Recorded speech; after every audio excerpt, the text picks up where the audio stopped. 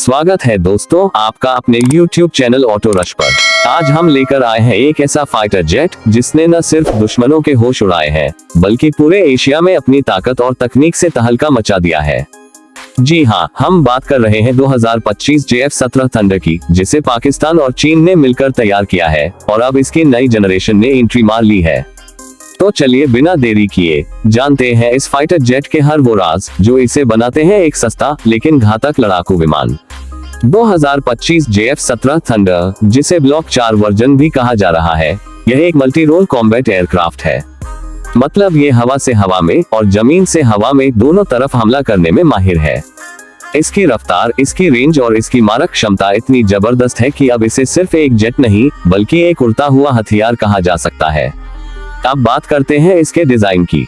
2025 version में सबसे बड़ा बदलाव है इसका नया AESA रडार सिस्टम। ये एक ऐसा सिस्टम है जो दुश्मन की लोकेशन को 360 डिग्री एंगल से ट्रैक कर सकता है। यानी अगर दुश्मन छुप भी गया तो भी ये रडार उसे खोज ही निकालेगा। इसके अलावा इसमें स्टील्थ टेक्नोलॉजी का यूज किया गया है जिससे ये दुश्मन के रडार पर नजर ही नहीं आता। अब बात करते हैं इसकी ताकत की। JF-17 थंडर 2025 को एक नए इंजन से लेस किया गया है, RD-93 मेगाएम्पेयर या फिर WS-13 इंजन, जो इसे करीब 2000 किलोमीटर प्रति घंटा की रफ्तार तक ले जाता है। यानी एक बार उड़ान भरने के बाद ये जेट पल में दुश्मन के इलाके में घुसकर वापस लौट सकता है। इसकी फ्यूल कैपेसिटी भी पहले से ज्यादा की गई है, जिससे इसकी रेंज अब 2000 किलोमीटर से ज्यादा हो गई है। यानी इसे एक बार भेज दो और ये दुश्मन की सीमा के पार तक हमला करके लौट सकता है, वो भी बिना रिफ्यूलिंग के।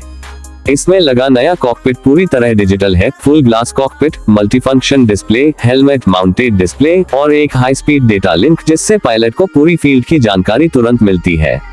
अगर बात करें हथियारों की तो भाई साहब, JF-17 थंडर अब सिर्फ एक मिसाइल प्लेटफॉर्म नहीं बल्कि एक फुल फ्लेज्ड हथियार सिस्टम है।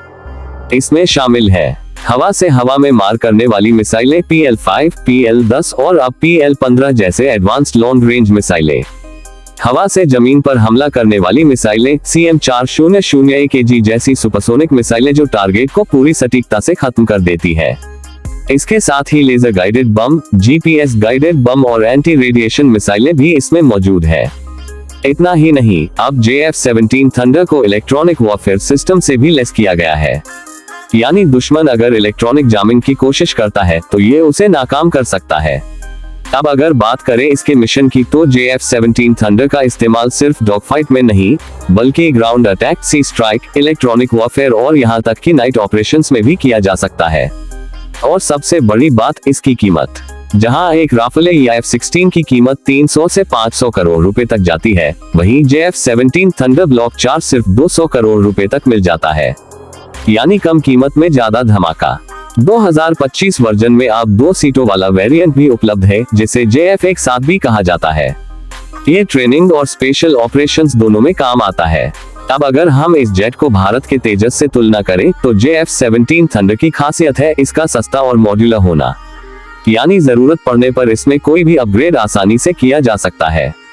वहीं तेजस की ताकत है उसकी इंडियन टेक्नोलॉजी और नेटिव सिस्टम्स, लेकिन कीमत और सर्विसिंग में JF-17 थंडर कहीं ज्यादा आसान साबित होता है।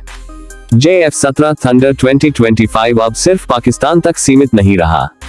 अब नाइजीरिया, म्यांमार, अजरबैजान जैसे देश भी इसे खरीद रहे हैं और माना जा रहा है कि आने वाले सालों में ये इंटरनेशनल मार्केट में एक बड़ा खिलाड़ी बन जाएगा।